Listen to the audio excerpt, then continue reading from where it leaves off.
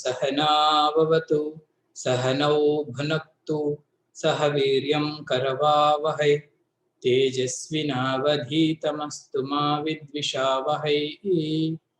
ओम शांति शांति शांति। ओम वसुदेवसुतं देवं कंसचानूरमर्दनं देवकी परमानंदं कृष्णं वंदे जगद्गुरुं समस्तजनकल्याणे निरतं करुणामयं नमामि चिन्मयं देवं सद्गुरुं ब्रह्मविद्वरम् सद्गुरुं ब्रह्मविद्वरम्। हरि ओम। మన గీతా సత్సంగానికి పునఃస్వాగతం. సత్సంగానికి వెళ్లే ముందు ఒకసారి స్వామి వారిని తలుచుకొని వెళ్దాం. హే మాధవ హే మధుసూదన హే మాధవ హే మధుసూదన దామోదర हे मुरलीधरा दामोदरा हे मुरलीधरा हे माधवा हे मधुसूदना मनमोहना हे यदुनंदना मनमोहना हे यदुनंदना दीनावना भवभयभंजना दीनावना भवभयभंजना हे माधव हे मधुसूदना दामोदरा हे मुरलीधरा दामोदरा हे मुरलीधरा हे माधवा हे मधुसूदना हे मधुसूदना। श्री कृष्णचंद्र भगवान की जय। ओम पार्थाय प्रतिबोधितां भगवता नारायणेन स्वयं व्यासेन ग्रथितां पुराणमुनिना मध्ये महाभारतम् अद्वैतामृतवर्षिणीं भगवतीम् अष्टादशाध्यायिनीम् अम्ब त्वामनुसन्दधामि भगवद्गीते भवद्वेषिणी भगवद्गीते भवद्वेषिणी। 15వ అధ్యాయం. శ్రీ భగవానువాచ ఊర్ధ్వమూలమధః శాఖం అశ్వత్థం ప్రాహురవ్యయం ఛందాంసి యస్య పర్ణాని యస్తం వేద స వేదవిత్. భగవంతుడు స్వయంగా 15వ అధ్యాయాన్ని ప్రారంభిస్తాడు. అర్జునం అప్రష్టుమపి, అర్జునుడు అడగనప్పటికీ కూడా స్వామి 15వ అధ్యాయం ఆత్మ వివేకం ఎలా సంపాదించాలి, ఇది 15వ అధ్యాయం యొక్క సారాంశం. శంకరాచార్యులు వారు నిన్న చెప్పుకున్నాం మనం, దీనికి ఇంట్రడక్షన్ రాస్తూ చెప్తారు, సర్వ కర్మకి సర్వ జ్ఞానానికి భగవంతుడినైన నేను అధ్యక్షుడిని. ఎవరైనా నా భక్తులు నన్ను ప్రార్థిస్తే వారికి నేను జ్ఞానం ఇచ్చి మోక్షాన్ని ప్రసాదిస్తాను. అదొక రాయల్ పాత్ ఉంది అర్జున. భక్తులకే ఇంత ఫెసిలిటీ ఉన్నప్పుడు కిము వక్తవ్యం ఆత్మ వివేకినః అంటాడు. నిజంగా ఎవరైనా గొప్ప సాధకుడు ఆత్మ అనాత్మ విచక్షణ కలిగినటువంటి వివేకి అయితే ఆయనకి ఇది గ్రాండ్ ట్రంక్ రోడ్ అర్జున. మోక్షాన్ని సంపాదించడం, జ్ఞాన నిష్ట సంపాదించడం అనేది చాలా సులభం. ఆ వ్యక్తి కోసం ఈ అధ్యాయాన్ని భగవంతుడు చెప్తున్నాడు అని చెప్తున్నారండి. అంటే మొదట మనం చేయవలసిన పని ఏంటి స్వామిజీ అంటే, మనం ఆ సాధకుడితో మొదట ఐడెంటిఫై అవ్వాలి. మీరెవరండి అంటే మిగతావన్నీ పక్కన పెట్టేసి, మేము ఆత్మజ్ఞాన అన్వేషణ చెయ్యబోస్తున్న సాధకులుమి. దానికి భగవంతుడు మనకి ఎలా హెల్ప్ చేస్తున్నాడో ఆ కంటితో మనం ఈ గీతా అన్వేషణని చేయాలి చెప్తూ, రెండో స్టెప్ ఏంటి స్వామీజీ దీనికి? కరెక్టే, కైవల్యాన్ని సంపాదించాలండి అంటే జ్ఞానం అవసరం. కానీ ఆ జ్ఞానం ప్రకాశించాలండి అంటే శుద్ధ వైరాగ్యం అవసరం. ఒక అమ్మగారు పూర్వం రోజుల్లో ఒక సామెత చెప్పేవారు, అది నిజమో కాదో నాకైతే తెలియదు. కానీ మనం ఎప్పుడైనా ఏదైనా పులికి పాలు తీస్తామనుకోండి, స్వామీజీ పులులు కూడా పాలు ఇస్తాయంటే అన్ని జంతువులు ఇస్తాయిగా. ఈ పులి పాలంట ఒక్క బంగారు పాత్రలో వేస్తేనే నిలబడతాయట అట. ఇంకేదో మనం మట్టి పాత్ర లేదంటే ఇంకేదైనా లోహం పాత్ర పట్టుకెళ్ళి పులి పాలు పెడితే అవి కన్నాలు పెట్టుకొని పాలన్నీ బయటకు వచ్చేస్తాయి. They cannot stay. ఆ పాత్రల్లో ఆ పాలు నిలబడవండి. అదే రకంగా ఈ బ్రహ్మజ్ఞానం, పరావిద్య ఇది నిలబడాలండి అంటే ఈ పాత్ర ఎలాంటిది ఉండాలి స్వామీజీ అంటే వైరాగ్యము అనేది పాత్ర. ఈ వైరాగ్య పాత్రలో జ్ఞానం హాయిగా నిలబడుతుంది. మరి వైరాగ్యం ఎలా వస్తుంది స్వామీజీ అంటే ఈ వైరాగ్యము సంసారాన్ని విచారణ చేస్తే వస్తాదంట. పెద్దవాళ్ళు ఒక సామెత చెప్తారు, సంసారం గురించి విచారిస్తే వైరాగ్యం రాదు. విచారించడం అంటే దుఃఖించడం. అయ్యో అదేం అలా అయింది, ఇదియో ఇదేం ఇలా అయింది, వాళ్ళెందుకు అలా ఉన్నారు, వీళ్ళెందుకు ఇలా ఉన్నారు, నాకే ఎందుకు ఇలా జరుగుతుంది అనేది విచారం. ఇది చేస్తే వైరాగ్యం రాదు. సంసారం గురించి విచారణ చేస్తే వైరాగ్యం పుడుతుందంట. విచారణ అంటే ఎంక్వైరీ చేయాలి. నేను చూస్తున్నది ఏంటి? ఏదో ఎద్దు పొలంలో పడిపోయినట్టు ఈ జగత్తులో మనం పడిపోయి వెళ్ళిపోకుండా, నేను చూస్తున్న ఈ జగత్ ఏంటి, ఎక్కడి నుంచి వచ్చింది, అసలు దీని పర్పస్ ఏంటి, ఇక్కడ ఉండటానికి కారణం ఏంటి జగత్తు. అలాగే నేనెవరు, నేను ఇక్కడ ఎందుకున్నాను, నేను చేస్తున్న పని ఏంటి, అసలు ఎందుకు చేస్తున్నాను పని, కర్మ నన్ను ఎందుకు లోపటి నుంచి బయటకు నెట్టేస్తుంది. ఈ విధంగా విచారణ చేసిన వాడికి వైరాగ్యం బహుమతి కదండి. ఉపనిషత్తులో కూడా అదే చెప్పారు, పరీక్ష లోకాన్ కర్మచితాన్ బ్రాహ్మణ నిర్వేదమాయన్.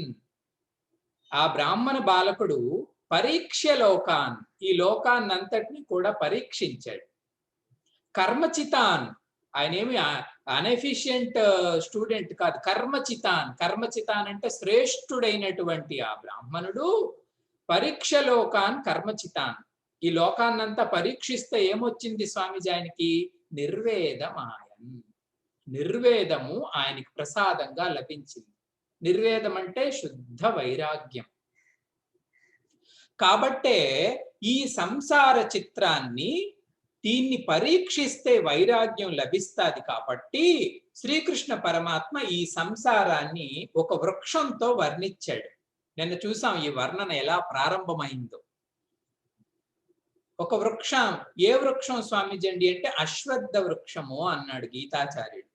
అశ్వత్థ వృక్షం అంటే రావి చెట్టు, పీపుల్ ట్రీ అంటాం కదండి ఇంగ్లీష్ లో. ఈ అశ్వత్థ వృక్షంతో సంసారాన్ని శ్రీకృష్ణుడు వర్ణించాడు. అశ్వత్థంతోనే ఎందుకు వర్ణించాడంటే నిన్న చూసాం, అశ్వత్థము అంటే ఈ రోజు ఉన్నట్టు రేపు ఉండదు. సంస్కృతంలో అశ్వత్థ నా స్వ అపి తిష్టతి, రేపు ఈ రోజు ఉన్నట్టు ఉండదు కదా, కాబట్టే దీనిని అశ్వత్థ వృక్షంతో పోల్చడం జరిగింది. ఇది సంసారానికి ఉన్న ఒక స్వరూపం. ఇవాళ ఉన్నట్టు రేపు ఉండదు. ఇంక మనం రేపటికి పోస్ట్ పోన్ చేసాం. బుద్ధిస్టులైతే మరో క్షణంకే ఉండదంటారు. క్షణ ప్రధ్వంసి అంటారు. ఇటువంటి సంసారానికి ఊర్ధ్వ మూలం, ఇదో వెరైటీ చెట్టు అన్నాడు స్వామి. జనరల్ గా చెట్లన్నిటికీ మూలం కిందన ఉంటుంది, శాఖలు పైన ఉంటాయి. కానీ ఈ సంసార వృక్షానికంట మూలం పైన ఉండి శాఖలన్నీ కిందకి వేలబడి ఉన్నాయంట. మరి ఈ సంసార వృక్షానికి మూలం ఏమిటి స్వామీజీ అండి అంటే, మూలము మాయా సహితుడైనటువంటి బ్రహ్మ. ఎక్కడి నుంచి వచ్చిందండి సంసారం అంటే, ఆన్సర్ ఏంటనుకున్నారు? మాయా సహితుడైనటువంటి బ్రహ్మ ఊర్ధ్వ మూలం, మూలంలో కూర్చున్నాడు. అధశాఖం, ఆయన నుంచి అనేక రకాలైన శాఖలు వచ్చాయి. ఈ శాఖలే ప్రపంచ రూపంలో కనిపిస్తున్నాయి. మరి శాఖలు ఏంటి స్వామీజీ? ఈ కొమ్మలన్నీ ఏంటి? ఇవి 24 తత్వాలు. త్రిగుణాలు, అవ్యక్త ప్రకృతి, పంచభూతాలు, తన్మాత్రలు, ఇవన్నీ 24 రూపాల్లోనున్నటువంటి తత్వాలు ఈ సంసారానికి శాఖలు. ఇవి తప్ప మరొకటి ఉండదు సంసారంలో. ఊర్ధ్వమూలం అధశాఖం. అశ్వత్థం, దీని పేరు ఏంటనుకున్నారు? అశ్వత్థం. నేను చెప్పుకున్నాం, అశ్వత్థము అని పేరు ఈ సంసార వృక్షానికి ఉంది. దీన్ని ఒక మాట అంటారంట పెద్దవాళ్ళు. శ్రీకృష్ణ పరమాత్మ చెప్తున్నాడు. ఏమంటారు స్వామిజీ? ప్రాహు అవ్యయం. ఈ సంసార వృక్షాన్ని అవ్యయము అంటారట పెద్దలు. అదేంటి స్వామీజీ, ఒక సెకండ్ ముందేమో చెప్పారు సంసారం క్షణ ప్రధ్వంసి అని, అవ్యయం అంటున్నారు ఎలాగండి అంటే, సంసారానికి ఒక నిత్యత్వం ఉంటుందంట. ఆ నిత్యత్వం పేరేంటండి అంటే ప్రవాహి నిత్యత్వము అంట. ప్రవాహి నిత్యం అంటే నిత్యము కనిపిస్తుంది, కానీ అందులో ఏది స్థిరంగా ఉండదు. నదిలాగా. నదిలో నీరు నిత్యము ఉంటది, కానీ నిన్నటి నీరేదయ్యా అంటే అది పోయింది. ఇటువంటి అవ్యయత్వాన్ని సంసారం కలిగి ఉంది. ఉన్నదాన్ని ఒప్పుకోవాలిగా మనం. మన తాతలు అనుభవించారు, మన తండ్రులు అనుభవించారు, మనము అనుభవిస్తున్నాం. కాబట్టి రాహు అవ్యయం అని చెబుతూ శ్రీకృష్ణ పరమాత్మ యొక్క తెలివితేటలు చూడండి. ఇది నేను అనట్లే అన్నాడు. ఎందుకంటే ముందు ముందు దీన్ని ఖండిస్తాడు ఆయన సంసారాన్ని. దీన్ని అవ్యయము అని ప్రాహు ఇతరులు అంటారు అర్జున. దీనికి అలా కూడా అంటారు. మాట్లాడే వక్త యొక్క తెలివితేటలు ఇలా ఉండాలి. ప్రాహు అవ్యయం. ఇంకా ఏం కలిగిందండి ఈ సంసార వృక్షం? ఛందాంసి యస్య పర్ణాని. దీని పర్ణాలు అన్ని, ఈ సంసార వృక్షం యొక్క పత్రాలన్నీ ఏంటండి అంటే వేద మంత్రాలు. వేద మంత్రాలు అంటే వేదంలో ఉన్నటువంటి ధర్మయుతమైన కర్మ. సంసారం చల్లగా ఉండాలంటే ఏంటి స్వామీజీ చెయ్యాలండి అంటే ధర్మయుతమైన కర్మ. ధర్మపరంగా కర్మ చేస్తే సంసారం కూడా చల్లగే ఉంటది, భయపడవలసిన అవసరం లేదు. ఇతరితర కర్మలు చేశామంటే ఇది కాలుతూ ఉంటది. కాబట్టి ఛందాంసి యస్య పర్ణ అని శంకర భగవత్పాదులు చెప్తారు. ధర్మయుతమైన కర్మ ఆచరించిన నాళ్ళు ఈ సంసార వృక్షం పచ్చగా కనిపిస్తుంది. ఎస్తం వేదస వేదవిత్తు. ఈ మొత్తం చెట్టుని ఎవరైతే పరిశీలించి తెలుసుకుంటాడో వాడు జ్ఞాని. మనము చూస్తాం సంసారాన్ని, ఒక ఆకునో ఒక రేకునో ఒక పత్రాన్నో చూస్తాం. ఇలా చూడటాన్ని జ్ఞాని అనరంట. దీని కారణం ఏంటి, కనిపిస్తున్న ఈ కార్యం ఏంటి? అందుకే ఆయన పేరేంటి స్వామిజండి అంటే కార్యకారణ జ్ఞాని. సంసార వృక్షానికి కారణం ఏంటో తెలుసు ఆయనకి, కనిపిస్తున్న దీని తాలూకు స్వభావం కూడా తెలుసు. వేదవిత్, ఆయనని అర్జున జ్ఞాని అంటారు. మొత్తం తెలియాలి. అందుకే పూజ్య గురుదేవు నిజంగా సాధకులమైన మనందరికీ కూడా మంచి మాట చెప్తాడు ఆయన, తేజోమాయానంద గారు. ఏం మాట స్వామిజీ అండి అంటే, జీవితాన్ని ఎప్పుడూ కూడా పార్ట్గా చూడకండి అంటారు. మరి ఎలా చూడాలి Swamiji? Think life as a whole. నీ జీవితాన్ని సంపూర్ణంగా ఒక దృష్టితో చూడాలట. సంపూర్ణంగా చూడటం ఏంటి అంటే, ఏదో ఆ ఇష్యూకి ఐడెంటిఫైయో లేకపోతే ఆ పరిస్థితిని ఎలాగో సాల్వ్ చేసుకొని ముందుకెళ్ళటం అనేది కాదు. అసలు ఈ ఈ జీవితంలోనికి నేను ఎలా వచ్చాను? నేనేం చేస్తున్నా? తదనంతరం ఏదైనా ఉందా లేదా? విచారించండి. ఏ నిర్ణయానికి వస్తారో మీ ఇష్టం. విచారించండి. తదనంతరం పరిస్థితి ఏంటి? ఇలా మొత్తాన్ని విచారించిన వాడు వివేకి. కారణం ఏంటి? జరుగుతున్నదేంటి? తదనంతరం ఏమవుతుంది అని చేసిన వాడు జ్ఞాని. యస్తం వేదస వేదవిత్తు. అర్జున, ఆయన్ని వేదవిదుడు అనాలి అని స్వామి చెప్పాడు. చెప్పిన తర్వాత శంకరాచార్య రెండో శ్లోకానికి మనల్ని తీసుకువెళ్ళబోయే ముందు ఆయన అంటాడు, భగవంతుడు అపరా అవయవాలు, ఈ సంసారానికి ఇంకా ఏమేమి అవయవాలు ఉన్నాయో చెప్పబోతున్నాడంట రెండో శ్లోకం. ఈ సంసారం అనే వృక్షానికి ఇంకా ఏమేమి అవయవాలు ఉన్నాయండి అంటే రెండో శ్లోకంలో చెప్తారు. రిపీట్ చేయండి. అధశ్చోర్ధ్వం ప్రసృతాస్తస్య శాఖాః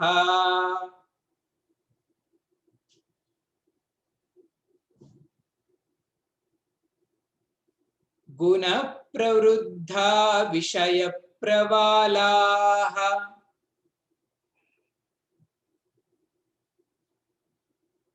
అధశ్చ మూలాణ్యనుసంతతాని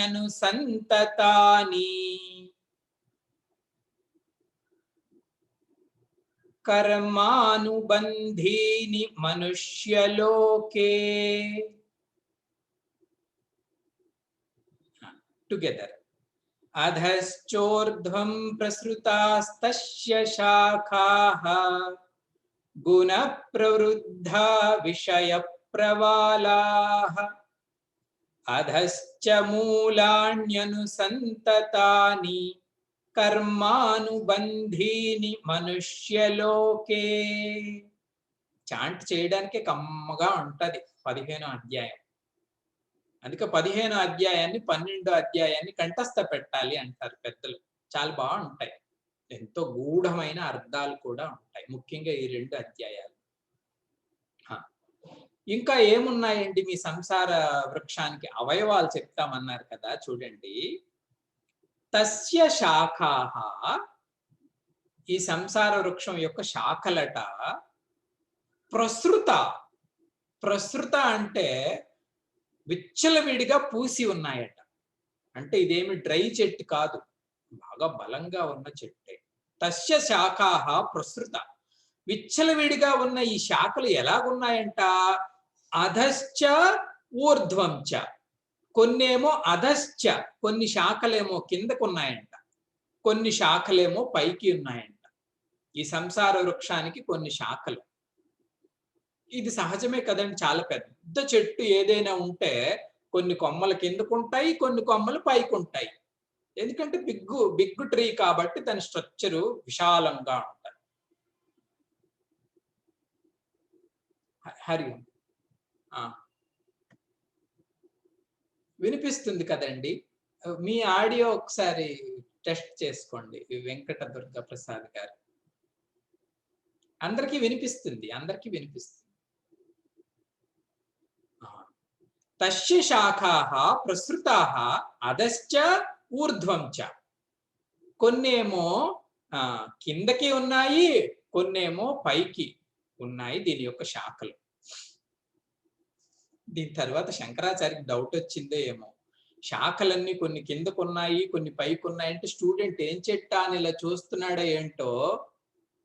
వృక్షం ఇవ నా యథార్థతః. అరే అబ్బాయి, అలాంటి చెట్టేమీ ఉండదురా, ఇది ఒక ఇమాజినేషన్. ఈ సంసార వృక్షం ఎక్కడుందా అని ఇలా చూస్తున్నాడో ఏమిటో, ఆయన ఆ మాట రాశాడు దీని కింద. అంటే మనం ఈ వర్ణన చేసేసరికి మన మనస్సు ఒకసారి కల్పనలోకి వెళ్తుంది. ఏదో పెద్ద చెట్టు ఉంది, కొన్ని శాఖలు కిందకు ఉన్నాయి, కొన్ని శాఖలు పైకి ఉన్నాయని ఇమేజినేషన్కి వెళ్ళిపోతామేమో. చెట్టుని ఇమేజిన్ చేయకు, సంసారాన్ని చూడు అని కసిరాడు అనమాట స్టూడెంట్ కి. శాఖ. స్వామీజీ కొన్ని సరే చెట్టుని ఇమేజ్ చేయొద్దు, సంసారాన్ని చూడమన్నావు కదా! ఎలా చూడాలి స్వామీజీ? కింద శాఖలేంటి? పై శాఖలేంటి? చూడండి గురువు యొక్క బోధ. కింద శాఖలేంటంట ఈ సంసారానికి, నరలోకం నుంచి దిగువన ఉన్న అన్ని లోకాలు అంట. సంసార వృక్షంలో నరలోకం కన్నా దిగువన మరొక 7 లోకాలు ఉంటాయి. ఇవన్నీ అధశాఖలు, కిందకున్న శాఖలు. మరి ఊర్ధ్వ శాఖలు ఏంటి స్వామీజీ అంటే నరలోకం నుంచి బ్రహ్మలోకం వరకు ఉన్నటువంటి పై లోకాలు. ఇవే సంసారానికి ఉన్న ప్రసృతా శాఖలు. ప్రసృతా శాఖలు అంటే విశాలమైనటువంటి కొమ్మలు. కొన్ని కిందకున్నాయి, కొన్ని పైకున్నాయి. చెట్టు నుంచి సంసారానికి వచ్చి చూడు అన్నాడు అని చెబుతూ, కొంతమంది మహాత్ములు ఏమంటారండి అంటే, కేవలం నరలోకం నుంచి కింద లోకాలు ఉన్నాయనే కాకుండా కొన్ని జీవులు కూడా మనకన్నా కింద స్థాయిని ఉంటాయట. ఏంటి స్వామీజీ ఆ జీవులండి అంటే, పశువులు, పక్షులు, వనస్పతులు, స్థానువులు అట. ఇవన్నీ మనకన్నా కింద ఉన్నటువంటి లోకాలు. మన కళ్ళ ముందే ఉంటాయి, కానీ వాటికి మన స్టేటస్ ఉండదు, మన తాలూకా హోదా ఉండదు ఈ నరలోకంలో కూడా. ఇవన్నీ కిందవి, కింద శాఖలు. ఏంటేంటి స్వామీజీ? పశువులు, పక్షులు, వనస్పతులు. వనస్పతులు అంటే చెట్లు. స్థానువులు. స్థానువులు అంటే రాళ్ళు, రప్పలు, ప్రాణం లేనివి. ఇవన్నీ అధల్లోకానికి చెందినవి. ఊర్ధ్వలోకానికి చెందినవి మాత్రం ఆయన బ్రహ్మాది వరకు అంటాడు. అంటే పుణ్యాత్ములు ఇత్యాదులు. మనం అనుకుంటామండి పుణ్యాత్ములు మనుషులే, పుణ్యాత్ములు మనుషులే అనుకుంటాం, కానీ వాళ్ళ స్టేటస్ వేరు. వాళ్ళు ఊర్ధ్వులు, వీళ్ళు అధలు. వీళ్ళందరినీ కలిపికట్టుగా ఉన్నాయి ఈ సంసారంలో. All varieties available. స్వామీజీ సరే, సంసారంలో కింద వాళ్ళు ఉన్నారు, పై వాళ్ళు ఉన్నారు. ఎందుకు స్వామి ఉన్నారు రకరకాలుగా? అందరూ ఒకలాగే ఉండొచ్చుగా అంటే స్వామి చెప్తాడు, యథా కర్మ యథాశ్రుతం. వారు వారు ఆచరించినటువంటి కర్మలను బట్టి, వారు వారు కలిగి ఉన్నటువంటి జ్ఞానాన్ని బట్టి ఆ స్థానాల్లో ఆ రకంగా ఉన్నారు. ఎవరికీ పక్షపాతం లేదు ఇందులో. ఆయన ఆచరించిన కర్మను బట్టే ఆయన పశువా, పక్ష, వనస్పతియా, స్థానువా, బ్రహ్మ, యోగియా ఏదైనది నిలబడి ఉంది. ఆయన కలిగి ఉన్నటువంటి జ్ఞానాన్ని బట్టి. ఈ రెండే ఇటువంటి శాఖలన్నిటినీ తయారు చేస్తున్నాయి. యథా కర్మ యథా శృతం. అర్జున, మీ సంసారంలో ఇవి కొన్ని అవయవాలు, కొన్ని అధో అవయవాలు, కొన్ని ఊర్ధ్వ అవయవాలు. ఈ అవయవాలన్నిటిని డిజైన్ చేస్తున్నది ఎవరండి అంటే మన కర్మ, మన జ్ఞానం. ఈ రెండు. జ్ఞానం అంటే ఏం జ్ఞానం స్వామీజీ? ఫిజిక్సా, కెమిస్ట్రీయా? ఏం జ్ఞానం? ఆ జ్ఞానం కాదు. నేను ఎవరు అనే జ్ఞానం. మనకు తెలుసు నేను పుణ్యాత్ముడినా, నేను సామాన్యుడినా, నేను పశువులాగా ఉన్నాను. ఆ జ్ఞానమే మనకు రాబోయే రెండో జన్మ. ఎలా తెలుస్తుంది స్వామి? తెలియకపోవడం ఏంటి? సర్వము తెలిసినప్పుడు నీ మనసులో నీ స్వరూపం నీకు కనిపించదా? జ్ఞానం అంటే ఉపనిషత్తుల జ్ఞానము, భగవద్గీత జ్ఞానం, ఈ జ్ఞానం కాదు. నేను ఎవరు అని ఏ స్థాయిలో అయితే మనల్ని మనం నిలబెట్టుకున్నామో ఆ స్థాయే మన నెక్స్ట్ పోస్ట్. నేను సాధకుడిని స్వామీజీ ఏంటి అంటే, మీరు మహర ఇత్యాది లోకాలకి వెళ్ళి అక్కడ సాధనలు చేసుకుంటారు. తపోలోకం ఇవన్నీ పైన ఉంటాయి. లేదు స్వామీజీ నేను భోగిని స్వామీజీ అండి అంటే మళ్ళా భూమి మీదే పడతాం. లేదు స్వామీజీ నేను ఇతరులను పీడించే స్వభావం ఇత్యాదులు ఉన్నాయండి అంటే ఇంకా కింద యోనులకి మనం వెళ్ళిపోతాం. యథాకర్మ యథాశ్రుతం అంటే మన జ్ఞానం. ఎవరు నేను అనేదానికి ఆన్సర్ ఏదైతే అదే మన తరువాతి జన్మ. ఇవి మన సంసార వృక్షానికి శాఖలు. అర్జున, మరొక మాట చెప్తాను మీకు. ఈ సంసార వృక్షానికి పోషణ అంటే నరిష్మెంట్ ఏమనుకున్నావు? గుణ ప్రవృద్ధాహ. ప్రవృద్ధి, వృద్ధి అంటే మనకు తెలుసు కదండి, పోషక్. ప్రవృద్ధి అంటే ఈ సంసార వృక్షానికి స్ట్రెంగ్త్ ఎక్కడి నుంచి వస్తుంది స్వామీజీ? పెస్టిసైడ్లు వేస్తున్నారా, నీళ్లు పెడుతున్నారా, ఏం చేస్తున్నారండి అంటే గుణాలంట. సంసార వృక్షానికి పోషణని కల్పించేది సత్వ, రజో, తమో గుణాలు. ఈ గుణాలను బట్టే ఇది బలాన్ని పెంచుకుంటుంది. ఎందుకు? ఆయా గుణాల పైన మనకి అనురాగం, ఈ అనురాగం ఉన్నన్నాళ్ళు ఈ సంసారాన్ని మనం విడిచిపెట్టం. అది ఏ గుణమైనా కావచ్చు కాదు. సత్వగుణం ఉన్న వాళ్ళందరూ ఊర్ధ్వం గచ్చంతి. భగవద్గీతలో చెప్తారు కదండి. సత్వగుణం కలిగిన వాళ్ళందరూ పైకి వెళ్తారు. రజోగుణం కలిగిన వారు మధ్యే తిష్టంతి, మధ్యలో ఉంటారు. తమోగుణం కలిగిన వాళ్ళు అదో గచ్చంతి, అదర్ లోకాలకి వెళ్ళిపోతారు. కాబట్టి ఈ 3 గుణాలే దీనికి పవర్ సప్లై.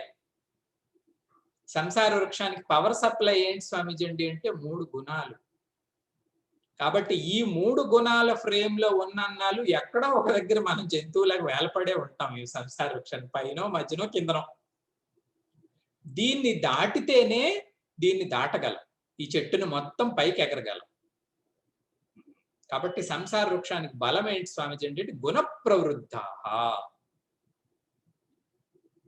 ఇంకా ఏముంది వర్ణించండి స్వామీజీ మా సంసార వృక్షంలో అంటే విషయ ప్రవాలాహ. విషయాలు, విషయాలు అంటే మనకు తెలిసిందే. శబ్ద స్పర్శ రూప రస గంధాలని విషయాలు అంటాం. నిజానికి మనం అనుభవిస్తున్న సమస్త జగత్తు ఈ 5.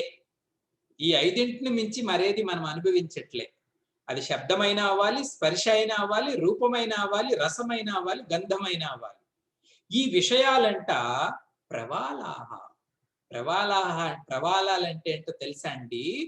అప్పుడే పుట్టినటువంటి మొగ్గలు, లేలేత బడ్స్ అంటాం కదండి. ఒక పెద్ద చెట్టు ఉన్నప్పుడు చిన్న చిన్న ఏమంటారు మొగ్గలు అంటాం. మొగ్గలంటే అప్పుడే పుట్టినటువంటి టెండర్ బడ్స్, అవి ఈ విషయాలట. దానికి అర్థం ఏంటో తెలుసా అండి? మనం అనుభవిస్తున్న ఈ శబ్ద స్పర్శ రూపరసగంధాదులు ఎప్పుడు కూడా మనల్ని అట్రాక్ట్ చేస్తాయి. వాటికి ఉన్న స్వరూపమే అది. ఎందుకు బయటికి వెళ్తున్నావయ్యా అంటే ఆన్సర్ ఇదే. దేన్నో చూడడానికో, వినడానికో, తినడానికో, అనడానికో వెళ్తున్నాం మనం. అవే విషయాలు కదా. అవి లేకుండా వెళ్ళండి. ఎక్కడికి వెళ్ళేది స్వామీజీ? అవి లేకుండా బయట ఏం లేదు. బయట అసలు ఏం లేదు ఈ 5 తప్పించి. మనల్ని బయటికి అట్రాక్ట్ చేస్తున్నవి ఏంటి స్వామీజీ అండి అంటే ఈ 5. తినటానికో, అంటానికో, చూడటానికో, వినటానికో బయటికి వెళ్తున్నాం అంటే అర్థం ఏంటండి? అవి మనల్ని మన స్థితి నుంచి బయటికి పుష్ చేసేస్తున్నాయి, బయటికి విసిరేస్తున్నాయి. అందుకే వాటిని ఈ అందమైన సున్నితమైన ఈ బడ్స్ తో పోల్చాడు పరమాత్మ. విషయ ప్రవాలాహ. సంసార వృక్షానికి ఉన్నటువంటి ఈ శబ్ద స్పర్శ రూపరస గంధాదులే అందమైన మొగ్గలు. మీ అందరికీ ఇష్టం అవి. భగవంతుడు చెప్తున్నాడు. బాగుంటాయా? బాగో స్వామీజీ ఎంత బాగుంటాయో అంటాం మనం. ఎందుకంటే చూడడానికి బాగా కనిపిస్తాయి. మనకి ప్రేమ గుణము, అనురాగ గుణము వాటిపైన ఎక్కువ. విషయ ప్రవాలాహ. ఇంకా ఏముంది స్వామీజీ మా సంసార వృక్షంలో? అధశ్చ మూలాని అనుసంతతాని. మూలాని అంటే అర్థం ఏంటండి అంటే యాక్చువల్ గా సెకండరీ రూట్స్ అంటారు. సెకండరీ రూట్స్ అంటే ఇంగ్లీష్ కన్నా మన తెలుగే ఇది శుభ్రం. వాటిని ఏమంటారండి అంటే ఓడలు అంటారు. వీటిని సెకండరీ రూట్స్ అంటారు ఇంగ్లీష్ లో. ఓడలు అంటే మనం పెద్ద మర్రి వృక్షాన్ని కానీ చూస్తే ప్రధానమైన ఏమంటారు దాన్ని, చెట్టు ఎక్కడో ఉంటది, కానీ దానితో సమానమైనటువంటి ఓడల్ని దించేస్తుంది అది. చెట్టంతా 4 వైపులు 6 వైపులు అన్ని వైపుల నుంచి దించుతాయి కదా. ఇవి ఈ చెట్టుకున్నాయట సంసార వృక్షానికి. స్వామీజీ మొదలే నరకడం కష్టం అనుకుంటే ఇంకా ఇన్ని ఓడలు కలిగిన చెట్టుని మేము కొట్టగలమా స్వామీజీ అండి అంటే, ఇంతకీ ఏంటి స్వామీజీ అవి అంటే అధశ్చ మూలాన్ని అనుసంతతాని. అనుసంతతాలు అంటే వాసనలంట. ఎందుకు స్వామీజీ శంకరాచార్య వాసనలు అన్నాడు ఈ ఓడలన్నిటినీ అంటే జాగ్రత్తగా వినండి. పుట్టామా? మనం అందరమే పుట్టాం. పుట్టి ఏదో ప్రయత్నం చేసి దీని నుంచి ఎగిరిపోవాలి బయటికి. నిజానికైతే జీవిత సార్థకత అది. ఎందుకంటే ఇది రసహీనమైన స్వరూపం కాబట్టి దీని నుంచి ఎగిరిపోవాలి. ఎగిరిపోవలసినటువంటి ఈ జీవుడిని మళ్ళా పిలక పట్టుకొని వచ్చి మళ్ళా నాటేసేదేంటో తెలుసా అండి? ఈ వాసనే. అంత బలం వీటికి. మళ్ళా తీసుకొచ్చి మళ్ళా భూమిలోనే కూరుస్తది. మళ్ళీ పెట్టుకు మళ్ళా ఈ ఊడలు ఎంత చెట్టయిందో మనకే తెలీదు. అందుకే జీవుడా జీవుడా ఎప్పుడు పుట్టావంటే ఏమో నాకు తెలీదంటాడు. అరె నువ్వే కదా పుట్టావు నీకు తెలియకపోవడం ఏంటంటే ఏమో అంటాడు. ఎందుకంటే ఇన్నున్నాయి ఇవి. అది వాసనలకున్నటువంటి బలం. మా స్వామీజీ చెప్పేవారు, జనరల్‌గా మనం కంప్లెయింట్ చేస్తామంట. స్వామీజీ ఫైనాన్షియల్ ప్రెషర్ ఉందండి. మాకు చాలా డబ్బు చాలా కష్టంగా ఉంది స్వామీజీ. ఎలా బయటపడతామా అని ఆలోచిస్తామంట. కొంతమంది జాబ్ ప్రెషర్ ఉంది అంటారట. స్వామీజీ జాబ్ చాలా కష్టంగా ఉంది. చేయలేకపోతున్నాను స్వామీజీ అంటారు. కొంతమంది టైం ప్రెషర్ అంటారు. కానీ నిజమైన ప్రెషర్ ఏంటో తెలుసా అటండి? ఈ వాసన ప్రెషర్ అట. అవి మనకి తెలియవు కానీ మనల్ని తిప్పుతాయి. అంత ఈజీ కాదు ఏ వాసననైనా జయించటం. అది ఎప్పుడు పుట్టిందో, ఎందుకు పుట్టిందో తెలుసుకునేలాగానే దాని డ్రామా అనేది ప్లే చేసేసి డిసపియర్ అయిపోతుంది. ఇది మనకు అనుభవం ప్రతి ఒక్కరికిను. ఎందుకలా ప్రవర్తించానో తెలియదు స్వామీజీ అంటాం. ఎందుకలా అయిపోయిందో తెలియదు స్వామీజీ అంటాం. కారణం ఏంటండి అంటే వాసనకున్నటువంటి బలం అంత గట్టిది. కనిపించదు.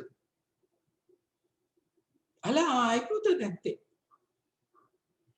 అంత ఈజీ కాదు వాసన. గురుదేవు వివేక చూడమని గురించి అమెరికాలో ప్రసంగం చెప్తున్నారంట. ప్రసంగం చెప్తున్నప్పుడు అందరూ వైట్ బాయ్స్ టీనేజర్స్ అందరూ వచ్చారట క్లాస్‌కి. మరి వాళ్ళకి ఆ క్లాస్ చెప్తున్నారు.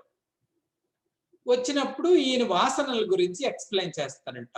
ఇలాగ మనం కర్మ చేసినప్పుడు ఇంప్రెషన్స్ పడిపోతాయి. అవి మనల్ని వాటి ఆధీనంలో వాటిని ఉంచుకుంటాయి. వాటి కారణంగానే మనం ఈ వర్క్ అంతా చేస్తున్నదంటే వాళ్ళకి ఈ పదం ఏదో కొత్తగా కనిపించింది. వాసన, వాసన, వాసన అంటున్నారు కదా స్వామీజీ. వాసన అంటే ఏంటండి అని.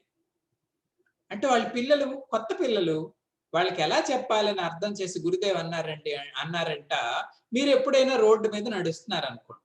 కుర్ర పిల్లలాలు వాళ్ళకి అర్థమైనట్టు చెప్పాలి. నడుస్తునేటప్పుడు ఒక ఆడపిల్ల ఆ రోడ్ నుంచి వెళ్తుందనుకోండి. వెళ్తుందనుకోండి. మీకేం చేయాలనిపిస్తది అని అడిగారంట ఈయన. ఈ మగ పిల్లలు అన్నారంటే మాకు విజిలేయాలనిపిస్తది అన్నారంట. ఆ విజిలేయాలనిపించడానికి ముందుందే అదే వాసన అన్నాడంట. అయితే ఇప్పుడు అర్థమైపోయింది మాకు. వాటికి ఆ ప్రెషర్ ఉంటది. ఇప్పుడు మనకి కొంచెం అర్థమవుతుంది. దాన్ని ఆ క్షణంలో పట్టుకోలేము. ఈడ్చిపడేస్తది మనల్ని. కాబట్టి ఈ సంసార వృక్షానికి మళ్ళా ఎగురుతున్న పిట్టను తీసుకొచ్చి భూమిలో దించిందేంటి స్వామీజీ అండి అంటే ఈ వాసన. అందుకే వీటిని ఓడలతో పోల్చారు శంకర భగవత్పాదులు. సంసారాన్ని పెంచేవి అవే, వాటికి బలాన్ని చేకూర్చేవి అవే, మళ్ళా ఇందులో దించేవి అవే. అవును స్వామీజీ వాసనలు అంటున్నారు కదా! ఈ వాసనలు ఎలా పుడతాయి స్వామీజీ? అది చెప్పండి. వాసన ఎలా పుడుతుంది? వాసన ఎలా పుడుతుందో తెలుసా అండి? కర్మ ఫల భోగ సమయే. దీనికి సమాధానం.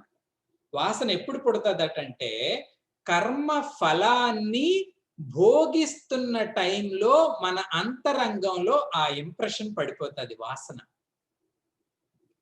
మనకున్నటువంటి వాసనలన్నిటినీ మనం ఆ సమయంలోనే లోపట కలెక్ట్ చేసేసాం. ఏ ఫలాన్ని భోగిస్తున్నా ఆ ఫలం ఏదో ఒక ఇంప్రెషన్ మనలో పడేస్తదండి. ఏదో ఒకటి తిన్నామనుకోండి, దాని సారాంశం తిన్నది పోయింది. కానీ దీని సారాంశం మాత్రం ఉండిపోతది. ఏంటని? ఎంత రుచిగా ఉందో అంటాం. అది నాలికకి సంబంధించిన వాసన. ఎవరో పరుషంగా ఒక మాట అన్నారనుకోండి మనల్ని, నా గుండె పగిలిపోయింది స్వామీజీ అంటాం. అది ఒక వాసన. ఎవరో మంచి మాట అన్నారనుకోండి, ఆహా! నా జీవితం సార్థకత అయింది స్వామీజీ అంటాం. అది ఒక వాసన. కాబట్టి కర్మ ఫలాలని భోగిస్తున్న టైంలో ఈ ఫల భోగాలు మనలో ఏదైతే విడిచిపెట్టేస్తుందో దాని పేరే వాసన. కాబట్టి వాసన యొక్క పుట్టుక మనకు తెలిసింది. కర్మ ఫల భోగం టైంలో మనలో పుడుతుంది అది. పుట్టింది కదా, ఈ పుట్టినవట 2 రకాలుగా ఉంటాయి. ఏ ఏ రకాలుగా ఉంటాయి స్వామీజీ? ధర్మ రూపాత్, అధర్మ రూపాత్. కొన్ని ధర్మ రూపమైన వాసనలు పుడతాయి, కొన్ని అధర్మ రూపమైన వాసనలు పుడతాయి. అన్ని వాసనలు చెడ్డవి అనలేము, అన్ని వాసనలు మంచివి అనలేము. ఇది మనకి యథార్థమే. కొన్ని ధార్మికమైన వాసనలు, ఈ రోజు మనమంతా సత్సంగంలో కూర్చున్నామండి అంటే దీని వెనకతలు ఉన్న వాసన ఏంటి స్వామీజీ అండి అంటే సత్సంగం మంచిది. ఇంకొకరు నేను రాను, నాకు నచ్చదు అన్నాడండి అంటే ఈ వాసన ఆయనకి లేదు, అంతే. ఈ వాసన బలపడిందండి అంటే మనం ఏదో నేర్చుకుంటే మళ్ళా తెలుసుకోవాలనిపించింది అంటే ఇదంతా కూడా ధర్మయుతమైన వాసన. అలాగే అధార్మికంగా కూడా వాసనలు మన అంతరంగంలో పడిపోతాయి. ఇవన్నీ కూడా సంసార వృక్షానికి బలాన్ని, విస్తారాన్ని, పదే పదే తీసుకురావడాన్ని కల్పిస్తున్నటువంటి ఓడలు. అధశ్చ మూలాని అనుసంతతాని. ఇవేం చేస్తున్నాయి తెలుసా అండి? కర్మానుబంధీని మనుష్యలోకే. ఈ మనుష్యలోకంలో కర్మ పైన అనుబంధాన్ని కల్పిస్తాయి. లోపట ఏమైనా కూర్చుంటాయంటే కూర్చోదు, చుట్టాలను తెచ్చుకుంటాయట ఈ వాసనలు. అనుబంధాలు. ఏమి అనుబంధాలు స్వామిజీ? కర్మ అనుబంధాలు. మళ్ళా చేస్తాను, లేదంటే మళ్ళా చెయ్యను. ఈ కర్మ అనుబంధాలని ఈ వాసనలనేవి చేస్తున్నాయి అర్జున. ఇవి మన సంసార వృక్షానికి మరికొన్ని అవయవాలు. శ్రీకృష్ణ పరమాత్మ 2 శ్లోకాల్లో సంసార వృక్షాన్ని వర్ణించాడు. Number 1లోను, number 2లోను. అధశ్చోర్ధ్వం ప్రసృతాస్తస్య శాఖాః గుణ ప్రవృద్ధాః విషయ ప్రవాలాః అధశ్చ మూలాని అనుసంతతాని కర్మానుబంధీని మనుష్యలోకే. ఈ మనుష్యలోకంలో కర్మ అనుబంధాన్ని ప్రసాదిస్తున్నాయి. తరువాత పరమాత్మ మూడో శ్లోకం చాలా ఇంపార్టెంట్ వెర్స్ అంటారు 15వ అధ్యాయం. మూడోది కానీ అర్థమైంది అంటే మనకు బాగా అర్థమైనట్టే. ఏం చెప్పారు స్వామిజీ అంటే, నరూపమస్యేహ తథోపలభ్యతే నాంతో నాదిర్న చ సంప్రతిష్ఠా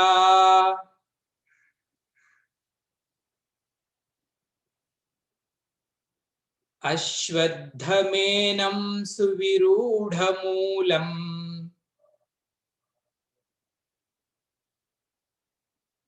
అసంగశస్త్రేణ దృఢేన చిత్వా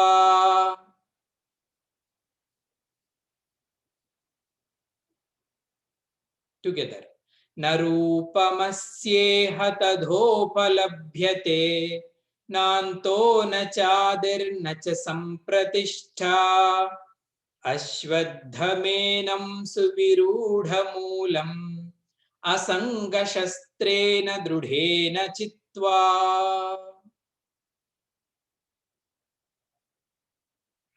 ఇందులో భగవంతుడు ఏం చెప్తున్నాడు స్వామిజీ అంటే జాగ్రత్తగా వినండి. నరూపం అస్య ఇహ తథా ఉపలభ్యతే. నరూపమస్యేహ తథోపలభ్యతే అనేది ఫస్ట్ లైన్. దీని అర్థం ఏంటంటే అస్య రూప. అస్య రూప అంటే ఈ సంసార వృక్షం యొక్క రూపము. ఇహ, ఇహ అంటే ఇక్కడ. నా ఉపలభ్యతే. నా ఉపలభ్యతే అంటే నిజంగా లేదు. ఏంటి స్వామిజీ, ఇంతవరకు సంసారాన్ని విపరీతంగా వర్ణించి మూడో శ్లోకంలో మొదటి లైన్లో స్వామి ఏం చెప్పాడండి అంటే, ఇప్పుడు వర్ణించినటువంటి సంసార వృక్షం యొక్క రూపం ఇక్కడ అందుబాటులో లేదు అన్నాడు. అంటే దీనికి ఒక అర్థం ఏంటండి అంటే, మై డియర్ స్టూడెంట్స్, సంసార వృక్షం అంటే ఇలాంటిది ఏదైనా చెట్టు ఉందేమో అని బయటికి చూడొద్దు.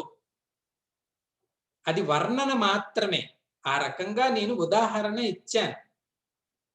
ఇలాంటి చెట్టు ఎక్కడో ఉందేమో, అది నేను చూస్తాను అని ప్రయత్నం చెయ్యకు. అలాంటి రూపం ఎక్కడా కనిపించదు అని చెప్పాడు భగవంతుడు అని ఒక అర్థం. మనబోటి వారికి అది సరిపోతది. అవును కదా స్వామీజీ, ఇలాంటి చెట్టు ఎక్కడైనా కనిపిస్తదా? అది వర్ణన చేశాడు స్వామి. ఇది ఒక అర్థం, సామాన్యమైన భావం. కానీ ఇటువంటి రూపం సంసారానికి నిజంగా లేదు అంటున్నాడట కృష్ణుడు. అంటే అర్థం ఏంటంటే, నా ప్రియమైన సాధక జనులారా, భక్త మహాశైలారా, సంసారాన్ని వర్ణించినప్పుడు ప్రగాఢమైన మూలము, విస్తారమైన శాఖలు, దీని యొక్క ప్రవాళాలు, గుణాలు, వీటన్నిటిని చూసి భయపడిపోకండి. ఏం స్వామీజీ భయపడొద్దు? నిజానికి సంసారం లేదు. ఈ వర్ణించిన సంసారము, మీరు చూస్తున్న సంసారము, ఇదంతా కూడా కేవలం ఒక కల్పనే. ఇది అద్వైతం యొక్క, గీత యొక్క, ఉపనిషత్తుల యొక్క సారాంశం. సంసారాన్ని కట్ చేయాలండి అంటే దీన్ని అంతటిని ఎత్తి ఎక్కడో పడేయలేం మనం. సంసారాన్ని ఛేదించాలండి అంటే దాని నిజత్వం ఏంటో తెలుసా అండి? ఈ అనంత సంసారము ఒక ఊహ, ఒక కల్పన, ఒక మాయ. ఇందులో అనుమాత్రమపి నిజం నాస్తి. చిన్న ముక్క కూడా ఈ సంసారంలో సత్య స్వరూపాన్ని కలిగి లేదు. ఇది సమస్తము కూడా ఒక కల్పన. భగవంతుడు ఆ పదాన్ని 3వ శ్లోకంలో సంసారం భయంకరంగా వర్ణించినప్పుడు సాధక జనం భయపడతారేమో. ఏం భయపడవలసిన అవసరం లేదు. ఇలా కనిపిస్తున్నటువంటి ఈ సంసారం అంతా యథార్థానికి శూన్యం. అయితే ఎప్పుడు ఈ అనంత సంసారంలో నిజం లేదని, ఇది ఒక భ్రమ అని తెలుస్తదండి అంటే విచారకాలే. దాని గురించి విచారణ చేసినప్పుడు ఇంతవరకు మనల్ని తన చుట్టూ తిప్పుకున్నటువంటి ఈ బంధం ఏదైతే ఉందో, అయ్యయ్యో, అసలు నిజానికి లేని దాని చుట్టూ నేను పరుగులు పెట్టానన్నమాట ఇన్నాళ్ళు. సాధకుడు ప్రయాణిస్తున్నాడు ఎడారిలో. పెద్ద జలాశయం కనిపించిందిరా అబ్బాయి, కనిపించకపోవడం ఏంటి స్వామీజీ? అనంతమైన నీరు అదంతా. ఓహోహోహోహో, ఏమి లక్కీ నేను. Water water everywhere water. ఇప్పుడు ఆలోచించరా అబ్బాయి, ఇటువంటి భయంకరమైన ఎండలో, ఇటువంటి రేగిణీ స్థలంలో, ఇటువంటి ఎడారిలో అసలు జలాశయం ఉండటానికి ఆస్కారం ఉంటుందా? నువ్వు పరుగు పెట్టు, ఎంత పరుగు పెట్టినా నీకు అందకుండానే పరుగు పెడుతుంది. ఎందుకో తెలుసా? నిజానికి అక్కడ అది లేదు. నీ బుద్ధిలో దాని యొక్క ఊహా చిత్రం ఉన్నన్నాళ్ళు అది మనల్ని బంధిస్తాడు. నువ్వు నిలబడి ఆలోచించు. డిసప్పియర్. డిసప్పియర్ అంటే అసలు దానికి ఉనికే లేదు. సంసారానికి ఉన్నటువంటి నిజత్వము ఇది అర్జున. ఇంత భయంకరంగా ఉంది స్వామీజీ, ఊడలున్నాయి, చెట్లున్నాయి, పువ్వులున్నాయి, కాయలున్నాయి, నన్ను చుట్టేస్తుంది అనుకోక. చుట్టడానికి దానికి అసలు బలమే లేదు. నరూపమస్యేహ తథోపలభ్యతే. దాని రూపం అసలు యథార్థతే అనుమాత్రమపి నాస్తి అంటాడు శంకరాచార్య. సంసారానికి, నిజానికి ఒక అనుమాత్రం కూడా దానిలో సత్యస్వరూపం లేదట. రూపమస్యేహ తథోపలభ్యతే. ఇంకా నా అంతః నా ఆదిహి నచ సంప్రతిష్ఠ. ఎందుకు స్వామీజీ సంసారానికి అంతం లేదు, ఆది లేదు, దానికి స్థిరత్వం లేదు అంటే కేవలం ఊహాజనితమైన వస్తువుకే ఈ లక్షణాలు ఉంటాయి. ఎప్పుడు పుట్టిందో తెలియదు, ఎప్పుడు వెళ్ళిపోతుందో తెలియదు, ఇప్పుడు ఎక్కడుందో కూడా తనకి తెలియదు. కారణం ఏంటి స్వామీజీ అంటే ఇది కేవలం అజ్ఞానం యొక్క పుట్టుక. సంసారానికి తల్లి తండ్రి ఎవరు స్వామీజీ అంటే సంసారానికి తల్లి తండ్రి అజ్ఞానం. అక్కడ ఎవరో కూర్చొని దీనిని సృష్టించటం లేదు.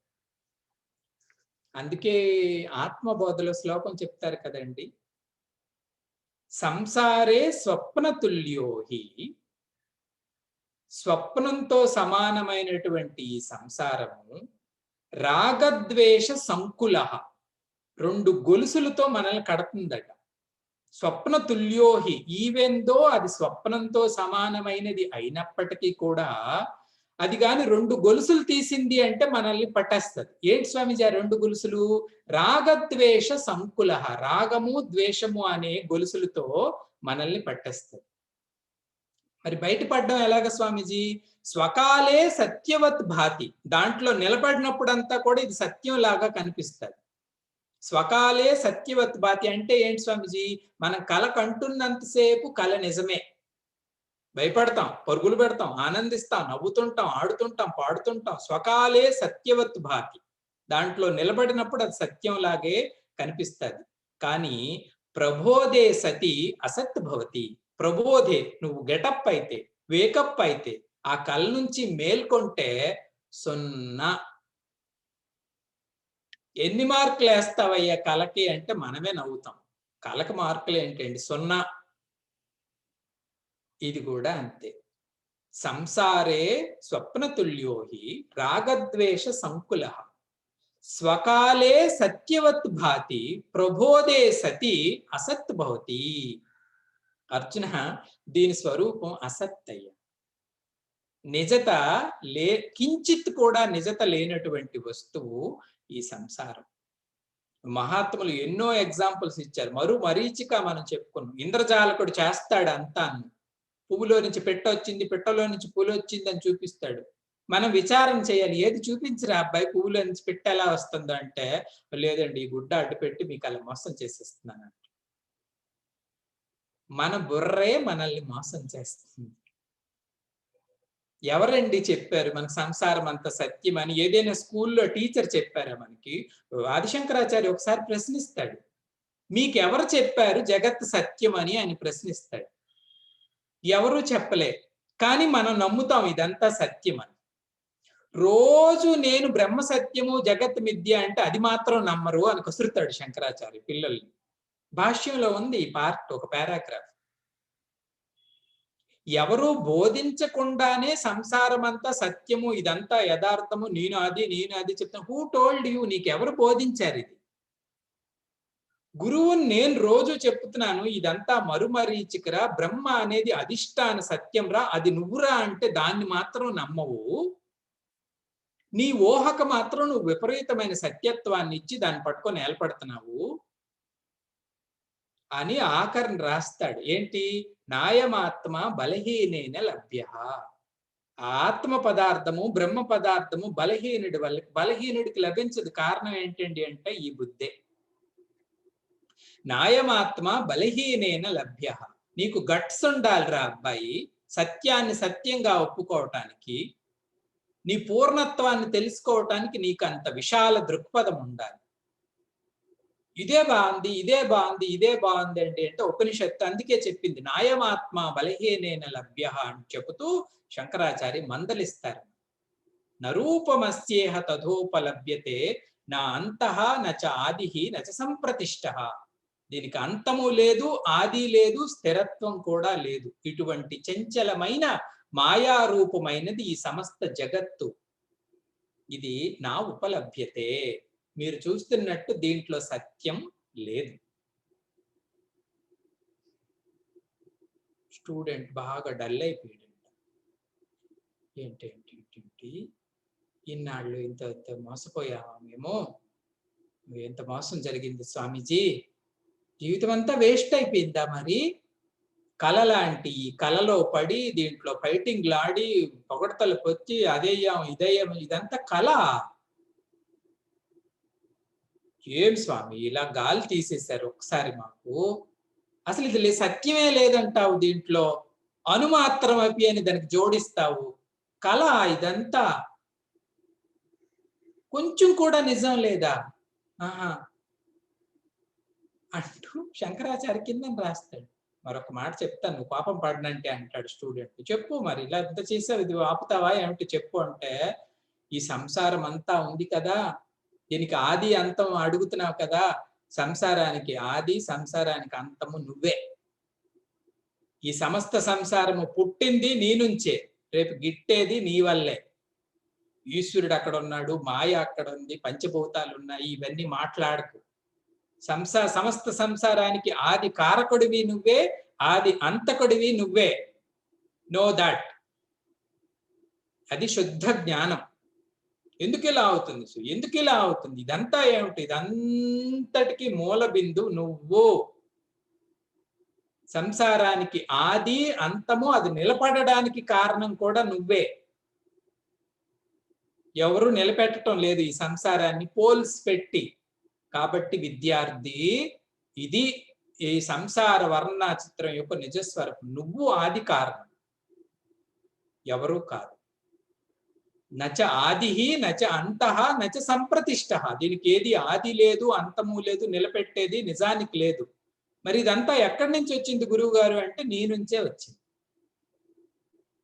అందుకే దీన్ని ఆధ్యాత్మికత అంటారు. పైకి చూడకూడదు, మనల్ని మనం చూసుకోవాలి. ఎక్కడి నుంచి వచ్చింది సంసారం? ఎక్కడి నుంచి వచ్చింది శరీరం? ఎక్కడి నుంచి వచ్చింది మనస్సు, గుణాలు, వాసనలు? దేని ఆధారంగా ఈ చక్రంలో నేను పడి గిరగిరా తిరుగుతున్నాను, నవ్వుకుంటున్నాను, ఏడుస్తున్నాను, సరదా పడుతున్నాను? అందులో పడిపోయిందంతా కూడా ఒక స్వప్నంతో సమానం. కళ ఎక్కడి నుంచి వచ్చిందంటే ఎక్కడి నుంచి వస్తుంది? కళ నీ మనసు నుంచే వస్తుంది. ఎక్కడికి వెళ్ళిపోయిందంటే ఎక్కడికి వెళ్ళిపోతుంది? దానికి సత్యమే లేదు. నీలోకే పోయింది అనొచ్చు, లేదా నీ వల్లే పోయింది అనొచ్చు. నా ఆది నా అంతః నచ సంప్రతిష్ట అశ్వత్థమేనం సువిరూఢ మూలం. ఇటువంటి అశాశ్వతమైన అశ్వత్థ రూపాన్ని కలిగినటువంటి అనాది ఎప్పటి నుంచో ఉంది అంటున్న ఈ సంసారాన్ని ఛేదించాలి అండి అంటే నీ చేతిలో ఎప్పుడూ కూడా ఒక శస్త్రం ఉండాలి అంటున్నాడు స్వామి. శస్త్రం అంటే ఆయుధం. ఏమిటి స్వామి దీన్ని అంతటి కొట్టేయాలా? శస్త్రం పట్టుకోమంటున్నావు, ఆ శస్త్రం పట్టుకొని కనిపించిన వాళ్ళందరినీ కొట్టేయమంటారంట. ఆ శస్త్రం ఏంటంట? అసంగ శస్త్రం. అసంగము అనే శస్త్రం నీ చేతిలో ఉన్నన్నాళ్ళు ఈ కల్పనా రూపమైన, మాయా రూపమైన, స్వప్నతుల్యమైన ఈ సంసారం నీతో డ్రామా ఆడలేదు. సంగబుద్ధిని పెట్టుకున్నావు అంటే మాత్రం నిన్ను ట్రాప్ చే. సంకులహ, 2 గొలుసులు వేసిస్తుంది మనకి. రాగద్వేష సంకులహ. దీన్ని ఛేదించాలండి అంటే అసంగ శస్త్రాన్ని పట్టుకోవాలి. ఈ అసంగ శస్త్రం కూడా భగవంతుడు చెప్తున్నాడు. ఏదో ఏదో వేసవి కాలంలో వేడి, శీతాకాలంలో చల్లగలాగా ఉండకూడదు. మన యొక్క వైరాగ్యం, మన యొక్క అసంగత ఎలా ఉండాలి స్వామిజీ? దృఢేన అసంగ శస్త్రేన దృఢేన. దృఢేన అంటే దృఢమైన నిశ్చయత్వాన్ని కలిగినటువంటి అసంగ స్వరూపాన్ని మనం కలిగి ఉండాలి. కనిపించిన ప్రతి జంతువుతోని మనం అటాచ్మెంట్ పెట్టుకోకూడదు. మాయలో మాయ. ఈ సంసారమే మాయ అంటే చిన్న పిల్లి పెట్టుకుంటాం ఇంట్లో. అది ఏడిస్తే మనం ఏడుస్తాం, అది నవ్వితే మనం నవ్వుతాం. ఏమి అంటే రాగం. ప్రేమ ఉండొచ్చు, కాదని అనం. సమస్త జీవుల్ని ప్రేమించాలి వ్యవహారంలో, కానీ బంధం ఉండకూడదు. రేపు మళ్ళీ నువ్వు పిల్లే పుడతావు. కథలు ఉన్నాయి అట్లాంటివి. జడభరతుడు జింకై పుట్టేశాడట. జింక మీద విపరీతమైన రాగబుద్ధి పెంచుకున్నాడు. గొప్ప సాధకుడు ఈ జడభరతుడు. రాజ్యానికి చక్రవర్తి. సమస్తాన్ని వదిలి అడవిలో సాధన చేసుకొని ఈ జింకకు అలవాటు పడ్డాడు. అది అందులో భాగవతంలో రాస్తారు. అది నవ్వితే నవ్వేవాడట, తింటే తినేవాడట, పడుకుంటే పడుకునేవాడట. 10 రోజులు సావాసం చేస్తే ఈ లక్షణాలన్నీ మనకు వస్తాయండి. సంసారం అంత సులభంగా దేన్ని సాధించి వ్యసనాలన్నీ ఎందుకు వస్తాయి? నెగిటివ్ గానే తీసుకుందాం. వ్యసనాలన్నీ ఎందుకు వస్తాయి స్వామీజీ? 10 రోజులు చేయండి, 11వ రోజు నుంచి అది మనల్ని పట్టుకుంటుంది. మంచి అయినా చెడ్డ అయినా పదే పదే సావాసం, ఎక్కువ అనురాగాన్ని, ఎక్కువ అటాచ్మెంట్ ని కనిపెట్టుకుంటే అవి మన జీవితంలో భాగమైన అవుతాయి. మనం ఆ రూపాన్నైనా సంతరించేసుకో. అసంగ శస్త్రేన దృఢేన, దృఢమైన అసంగత్వాన్ని కలిగి ఉండాలి అర్జున. చిత్వ, అటువంటి శస్త్రంతో చిత్వ అంటే దీనిని ఖండించగలవు. ఎక్కడ స్వామీజీ ఖండించాలి? వాసనత. ఎక్కడ సంసారం కట్ అవుతుందో తెలుసా అండి? వాసన ఏర్పడలేదు అంటే ఆ కర్మ నేను అసంగుడుగా ఉన్నాను. బయట ఎక్కడ చేసే ఆపరేషన్ కాదు. మళ్ళా చెప్తున్నాను, ఇది ఆధ్యాత్మికత అంటే అర్థమేంటి స్వామిజీ అండి అంటే, మన అంతరంగంలో మనం నేర్చుకున్నటువంటి విద్య. భగవత్పాదులు చెప్తాడు, ఈ అషంగ శస్త్రాన్ని పట్టుకొని సంసారాన్ని ఎక్కడ ఖండించాలి స్వామిజీ అండి అంటే, వాసనత. వాసనలు ఎక్కడైతే పడిపోతున్నాయో అక్కడ అవి పడటం లేదు అంటే నువ్వు అసంగత్వాన్ని కలిగి ఉన్నట్టు లెక్క. అసంగ శస్త్రేణ దృఢేన చిత్వా అని దివ్యమైన మనం నిత్యము అనుభవిస్తున్న ఈ సంసారం బాహ్య రూపము, జ్ఞాన రూపము రెండూ చెప్పాడు శ్రీకృష్ణ పరమాత్మ. రెండు రకాలుగా ఎందుకు చెప్పాడు స్వామీజీ అండి అంటే, మన ప్రస్తుత పరిస్థితి మొదటిది. సువిరూఢ మూలం గుణప్రవృద్ధ విషయ ప్రవాళ, ఇదంతా మన అనుభవం. కానీ జ్ఞానచక్షువుతో ఏంటి స్వామీజీ, నరూపమస్యేహ తథోపలభ్యతే. నా స్టూడెంటు బంగారం, ఇదంతా స్వప్న తుల్యం రా. జ్ఞానచక్షువు చెప్పాడు, మన అనుభవ చక్షువు చెప్పాడు. ఇక్కడి నుంచి ఇక్కడికి జంప్ అవ్వాలండి అంటే మన చేతిలో కావలసిన ఆయుధం గురించి చెప్పాడు. రేపటి క్లాసులో సంపూర్తిగా ఈ సంసారాన్ని మనం బయటపడాలండి అంటే ఏ రకంగా దీంట్లో ఆపరేషన్ చేయాలి, ఏ రకంగా దీనిని ఛేదించాలో రేపటి సత్సంగంలో స్వామి చెప్తారు. ఓం పూర్ణమదః పూర్ణమిదం పూర్ణాత్ పూర్ణముదచ్యతే పూర్ణస్య పూర్ణమాదాయ పూర్ణమేవావశిష్యతే. ఓం శాంతి శాంతి శాంతి. హరి ఓం శ్రీ గురుభ్యో నమః.